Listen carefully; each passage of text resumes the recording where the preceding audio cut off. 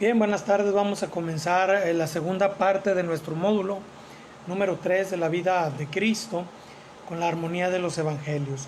He dividido, para efecto también de examen, el resumen que les envié y también la presentación de la clase.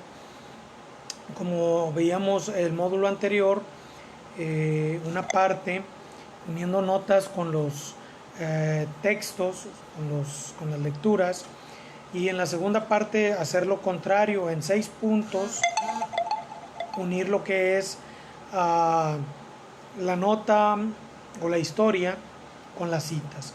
Entonces vamos a comenzar y quiero recordarles nada más que deben de ir trabajando en una cronología geográfica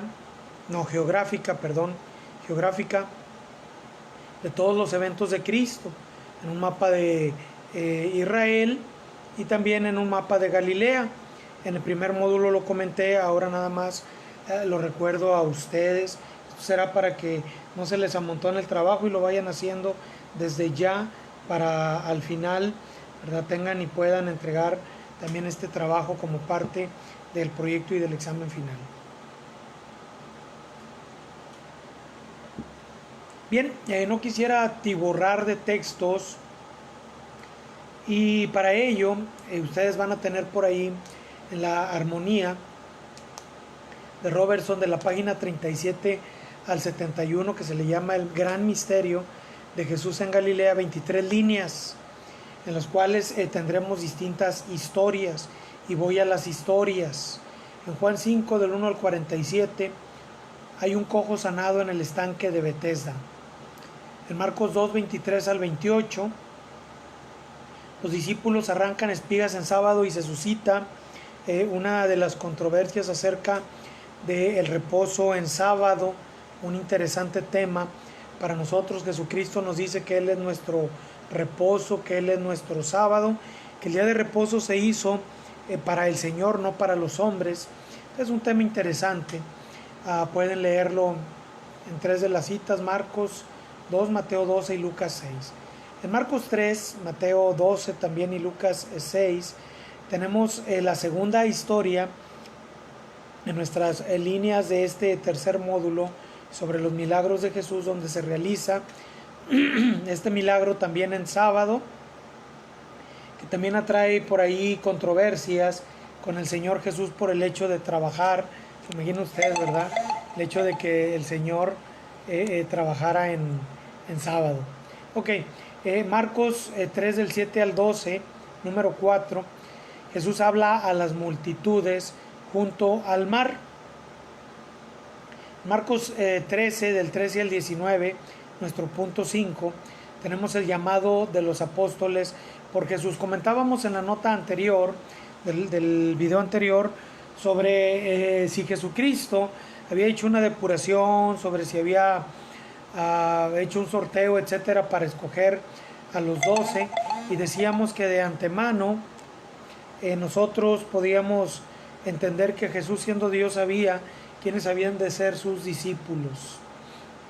En Mateo 5, que es una lectura bastante larga, hasta el 8, versículo número 1, que es donde termina la historia del Sermón del Monte, junto con Lucas 6, 17 al 48, en un resumen de algunas de estas enseñanzas.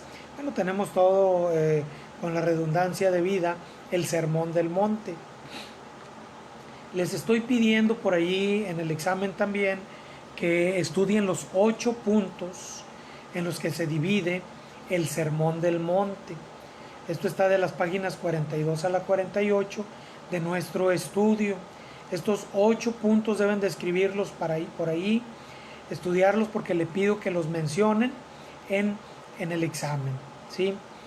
Después viene en Mateo 8 del 5 al 13 y Lucas 7 del 1 al 10 la sanidad del criado de un centurión en Capernaum. Enseguida viene otro milagro del Señor Jesús, pero ahora solamente en Lucas 7 del 11 al 17, la resurrección del hijo de la viuda de Naín. Todas las resurrecciones, absolutamente todas las resurrecciones, terminaron en muerte. Ahora, ¿por qué hago este comentario? Bueno, hoy en día hemos oído, ¿no?, también que hay por allí sectas que andan promoviendo también resurrección de muertos. En la palabra de Dios nosotros podemos encontrar,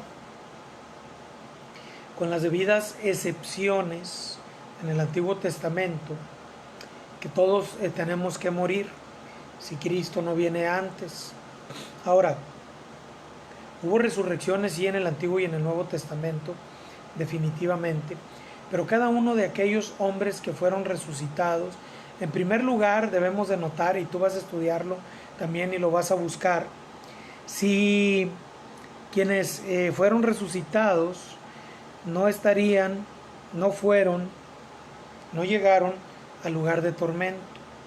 Esto es, todo aquel que muere y va al Hades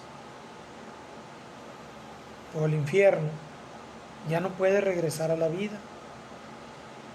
Las excepciones que nosotros tenemos de niños y de personas resucitadas, tenemos que entenderlas como, en primer lugar, prerrogativa de Dios el volverlos a la vida.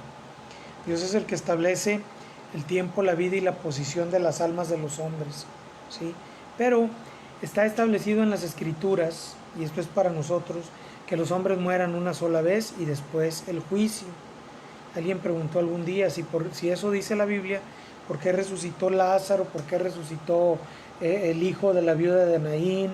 ¿Por qué resucitó Tabita? ¿Por qué resucitaron algunos otros? Cuando la resurrección de Cristo. Y bueno, sería muy difícil contestar en lo particular cada una de estas resurrecciones, pero resucitaron por la voluntad de Dios para volver a morir, volvieron a morir todos ellos, ¿sí?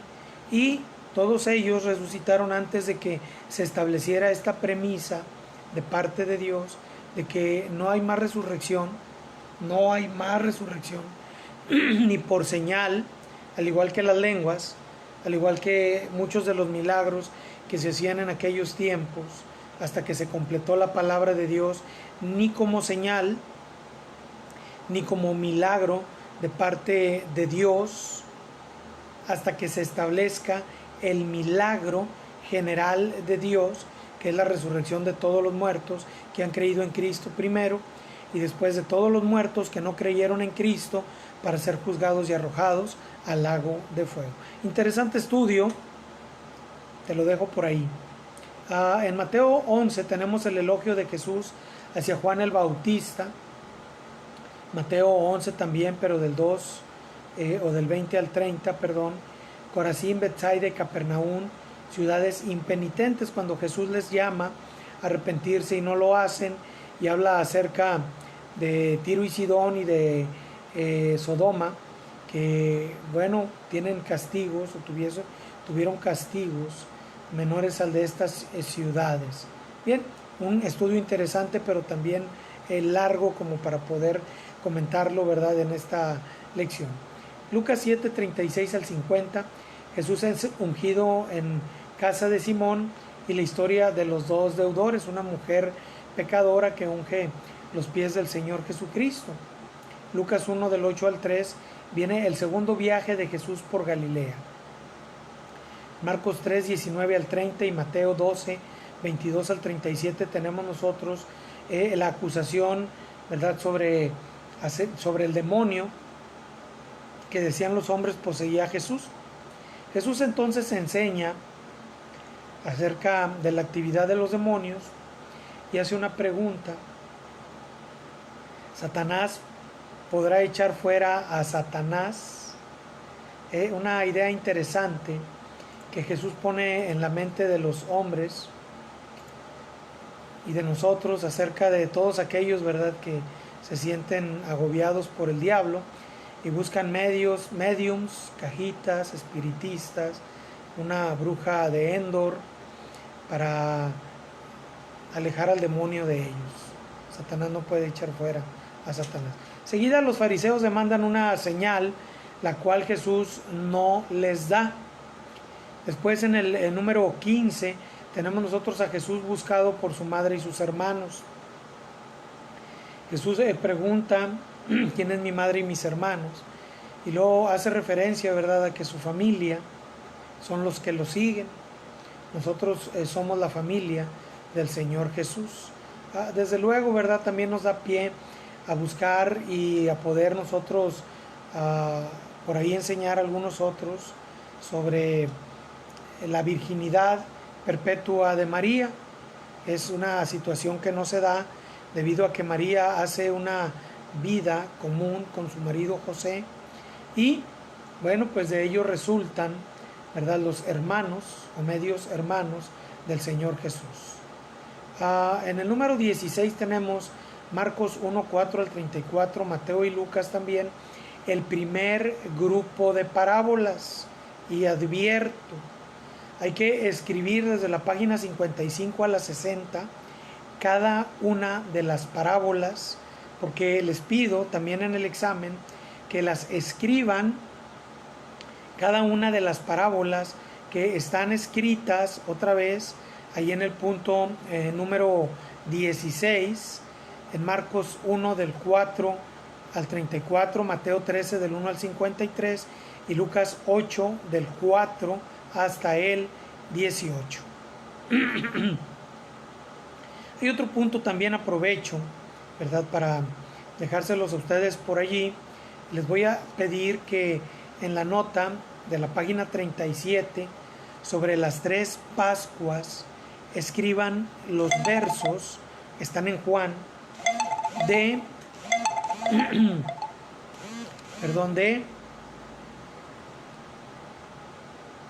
cada una de las Pascuas, cada uno de los versículos que hablan de las Pascuas narradas por el apóstol Juan. Y si pueden agregar por ahí algunos de los eventos cercanos o lo que pasó en la Pascua, se los agradecería también bastante. Bueno, vamos al punto número 17. En Marcos 4, 35 al 41, Mateo y Lucas, Jesús calma la tempestad en el mar de Galilea. Jesús calma la tempestad cuando él dormía en la... Jesús calma la tempestad en el mar de Galilea. Los discípulos estaban temerosos. Jesús estaba, como les comento, dormido. Le despiertan y el Señor les dice que no tengan temor. Se levanta y realiza uno de los milagros sobre la naturaleza, que es calmar la tempestad.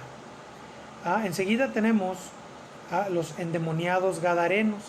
Marcos 5, Mateo 8 y Lucas 8 dan cuenta de estas historias. Ahora, también les voy a pedir que por favor analicen bien esta historia. Es al igual que otra que también vamos a ver más adelante, motivo de controversia sobre los endemoniados. Rápidamente. En varias historias, los diferentes escritores de las mismas narran uno o dos hombres presentes en dicho milagro. Regularmente donde tenemos nosotros un solo actor en la obra principal del milagro, tenemos a aquel que se acercó con el Señor, aquel que dio muestras de haber conocido mejor al Maestro, y el autor se centra principalmente en él y deja a un lado a el segundo actor. Aunque en la historia del endemoniado gadareno, y se lo voy a comentar a usted para que lo busque, haga un estudio más profundo del griego, ¿verdad? Y se dé cuenta, por ejemplo, uno de los comentarios que hay por allí es que cuando habla de dos endemoniados, la traducción correcta, y nada más te lo estoy diciendo para que tú lo busques, lo estudies, ¿verdad? No estoy afirmando nada. Que la traducción correcta es 2000 demonios, no 2 endemoniados. Y esto viene, ¿verdad?, a causa de que después son 2000 los cerdos, ¿verdad?, que son poseídos por los demonios. Pero ya lo buscarás, ya lo investigarás, y te estoy pidiendo también en el examen que estudies por favor este punto. Ahora voy a hacerte otro comentario. Te voy a dar oportunidad otra vez para que si no tienes oportunidad el fin de semana de dar una estudiada más profunda, ¿verdad?, lo puedas hacer en partes y tengas la oportunidad de contestar tu examen la próxima semana. Voy a dejar otra vez abierto, y si en la próxima semana, paréntesis y comentario, no tienes los videos y los resúmenes listos, voy a seguirte dando oportunidad, igual como lo hemos hecho, para que tengas un límite de tiempo, no del domingo, sino de la siguiente semana, para realizar tu examen sin problema de quitarte puntos. Bueno, entonces continúo. Entonces tenemos ahí las 3 Pascuas, el sermón del monte, los 8 puntos, las parábolas todas del punto 16, y el estudio sobre los 2 endemoniados o un endemoniado, ¿verdad? Gadareno, ¿sí? No quiero un estudio profundo, solamente un comentario al respecto de estas historias. ¿Okay? 19, la mujer que tocó el manto de Jesús y la hija de Jairo. Ahí hay una pregunta también interesante.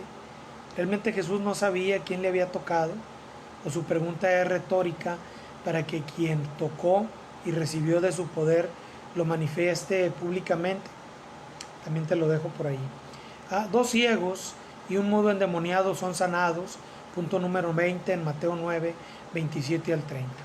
Tenemos en Marcos 6 del 1 al 16 la última visita de Jesús a Nazaret, cuando preguntan si no es aquel hombre carpintero, que si no es ¿verdad? El hijo de María, que también tiene hermanos, quienes dicen, bueno, hermanos dice sobre todo, ¿verdad? El pueblo católico, es que se acostumbraba a llamarles a los primos hermanos. Bueno, tal vez, ¿verdad? Tienen razón en su comentario, pero estos hermanos son muy hermanos, ¿verdad? Y bueno, la forma en la que se describe, no solamente en este párrafo, sino en algunos otros, a una familia, es la forma tradicional de describir a una familia en los tiempos bíblicos. El padre cuando lo hay, la mamá cuando no hay el papá, después los hijos varones y al final las hijas mujeres. Ahora, la Biblia no nos habla de ningunos primos de Jesús, ni de ningunos tíos de Jesús en particular, que como dicen algunos, fueron criados por María, fueron criados por José, etc. Entonces, lo que estamos estudiando nosotros son los puntos bíblicos, y el punto bíblico certero, puntual, es la madre y los hermanos de Jesús. En Marcos 6, del 6 al 13, comenzamos nosotros a ver el empoderamiento que Jesús da a los apóstoles, así también como los mandatos y algunos consejos que les da a ellos para comenzar a hacer la obra. Algunos malentendidos, ¿verdad?, de ellos hacían solamente como Jesús les decía, por ejemplo aquí, de no llevar bolsa, alforja, de no llevar dinero, de comer donde se presente, y luego Jesús un día les dice, ahora sí lleven, y ahora sí hagan, y ahora sí, y todos ellos dicen, bueno, aquí hay para llevar, y el Señor les dice, basta. Parece que no entienden, ¿verdad?, las retóricas, parece que no entienden, ¿verdad?, los comentarios hechos y vertidos en la enseñanza de Jesús. Y por último, en el punto número 23 de esta primera parte de la Armonía de los Evangelios, página 37 a la 71, tenemos la fama de Jesús levantada ante Herodes, cuando él llegó a pensar Herodes Antipas, que Jesús era la reencarnación o el espíritu de Juan el Bautista tomando posesión del cuerpo de Jesús, y tiene temor, y la fama de Jesús se vislumbra, ¿verdad?, ya por todos lados. Bueno, muy bien. En segundo lugar, o el segundo punto amplio de este tema, es de las páginas 72 al 94, que lo dividí en 6 incisos. Es la preparación especial de los discípulos de Jesús en Galilea. Ahora, se requiere, y si no lo hacen, muchachos, muchachas, hermanos, hermanas, varones, damas, leer todas las notas. ¿Por qué? Bueno, es importante para el aprendizaje, ¿verdad?, sobre todo lo que la Biblia nos dice, pero también para el examen. Ahora, aunque yo los ayudo diciéndoles algunas cosas, importantes sobre el examen. Tal vez puede ser que haya algunas que no menciono yo sobre el mismo video, sobre la misma clase. Pero bueno, va. En primer lugar, el primer retiro, el segundo retiro, el tercer retiro, el cuarto retiro, el último retiro, ¿sí? A 5 retiros. Hay que estudiar las notas sobre los 5 retiros de Jesús, página 72, luego comenzando este estudio. Y en el examen te pido que me los menciones, pon por ahí alguna cita, por favor, es importante. Y también te pido por favor que estudies la nota sobre la alimentación, primero de los 5,000 y luego de los 4,000. Ahora, quiero hacerte mención, y creo que lo anoté para el video anterior, sobre lo importante que es distinguir cuando hay eventos que parece que son el mismo pero no lo son, como la sanidad de ciegos, como la liberación de endemoniados, como la mujer pecadora y María Magdalena, que no era una prostituta, como algunos dicen, como la alimentación de los 5,000 y los 4,000, todas las acciones que nuestro Señor Jesucristo narra y cuenta. La historia de las minas y la historia de los talentos. Una vez hablando yo sobre una de las dos historias, la realidad, te lo comento así, no recuerdo yo cuál fue. Yo estaba hablando sobre una de las historias y un pastor me dice, hermano, no eran 5, eran 3, no eran 10, eran 5. Y le digo yo, hermano, es que yo estoy hablando de la historia de las minas y usted está hablando de los talentos. Y el hermano le dio un poquito de pena y a mí también, ¿verdad? Pero bueno, a veces es necesario dar cuenta de lo que estamos hablando con razón, no sin una razón. Entonces, por ello, vamos a hacer una diferencia entre la alimentación de los 5,000 y de los 4,000. ¿Dónde, quiénes, cuántos peces, cuántos panes? Por favor. Primer año de retiro, número 1, en un lugar desierto en Bethsaida. Ahí tenemos 6 historias. La alimentación de los 5,000. Jesús evita ser proclamado como rey. Jesús camina sobre el mar, que también se confunde con la historia de Jesús calma la tempestad en el mar. En la primera Jesús va con los discípulos, en la segunda Jesús envía a los discípulos, ellos caen otra vez, ¿verdad?, en una tormenta y luego ven a Jesús caminando sobre el mar como un fantasma, ¿verdad? Luego el 4, Jesús sana a muchas personas, son algunos versículos, son 2 o 3 versículos en Marcos 6, 53 al 56 y Mateo 14, 34 al 36, que viene siendo la continuación de la historia de Marcos en el 6, Mateo en el 14, Juan en el 6 y la pequeña nota sobre la alimentación de los 5,000 ahí en Lucas 9 del 10 al 17. Después nos tornamos otra vez a la historia de Juan en el 6, 22 al 71, cuando Jesús es rechazado en Capernaum, baja su popularidad ahí mismo y viene después en un cambio de historia hacia Mateo, capítulo número 7, o sea, tenemos en la historia de los evangelios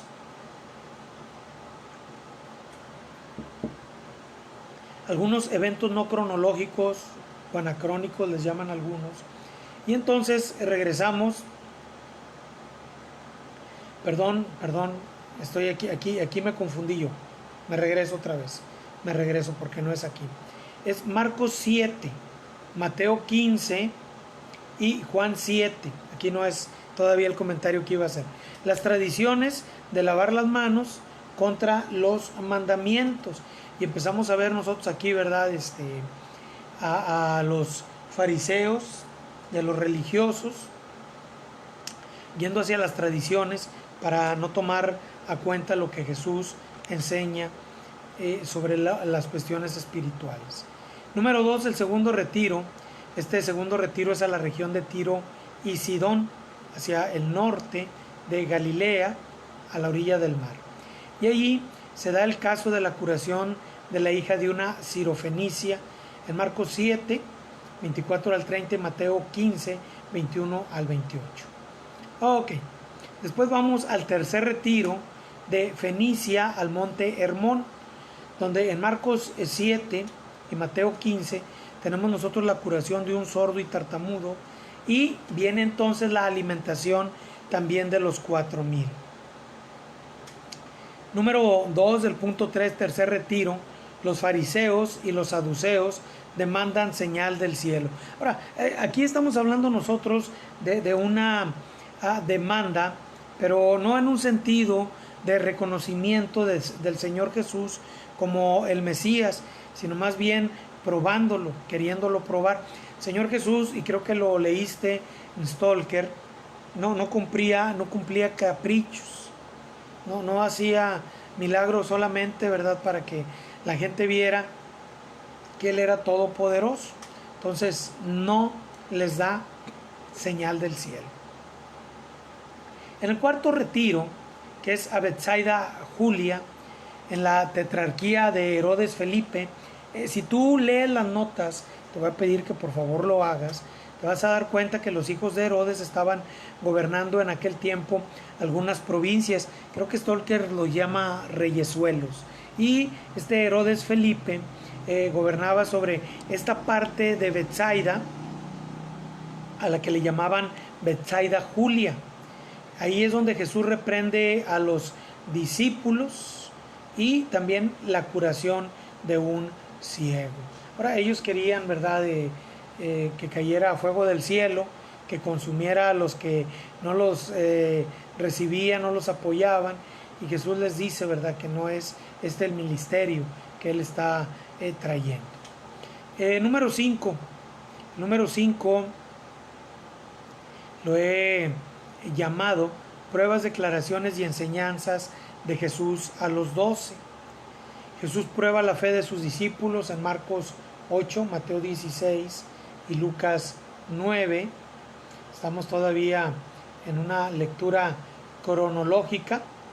Jesús declara que será rechazado, muerto y resucitado.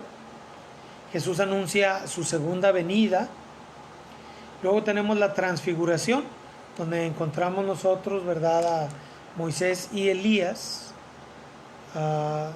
hablando con el Señor Jesucristo.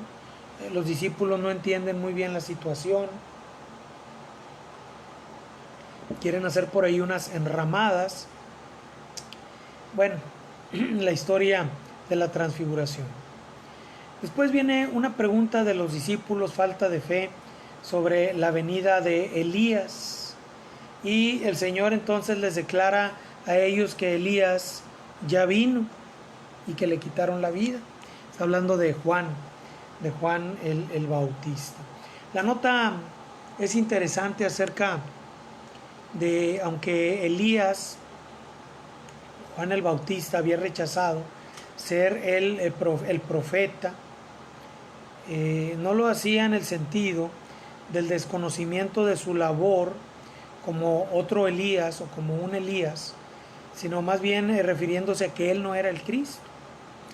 Jesús libera a un joven de un demonio que sus discípulos no pudieron, el número 6, y entendemos nosotros aquí, ¿verdad?, que, bueno, no todas las cosas y no todo el poder había sido concedido a los discípulos, y el Señor les habla una vez más acerca de la fe. Entonces, estamos hablando nosotros de las pruebas, declaraciones y enseñanzas de Jesús acerca de la fe, de la necesidad de la fe.